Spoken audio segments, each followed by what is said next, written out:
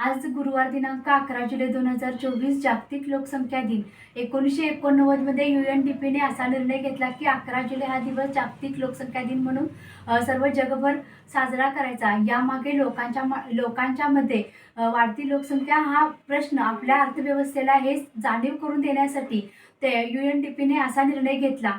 आज पाहायला गेलं तर आदिवासी समाज असेल किंवा इतर मागास समाज असेल, या समाजामध्ये असणारी निरक्षरता हे देखील याचं कारण होऊ शकतं. गरिबी आणि निरक्षरता या दोन्ही घटकावर जर आपण लक्ष दिलं किंवा या दोन्ही कारणांच्यावर जर आपण उपाय म्हणून भारत सरकारनं किंवा प्रशासनानं जर केले, तर यामागं ही वाढती लोकसंख्या हा प्रश्न आपल्या जगासमोर, आपल्या भारतासमोरून देखील नाहीसा होण्याची शक्यता आहे. म्हणून सर्व राज्यातील शाळा, महाविद्यालये यामध्ये देखील आजच्या या दिवशी निबंध स्पर्धा, चित्रकला स्पर्धा तसेच विविध कार्यक्रमांचे आयोजन करून सर्वांना भारताची प्रशासन व्यवस्था, भारताची अर्थव्यवस्थेबद्दल माहिती दिली जाते. धन्यवाद.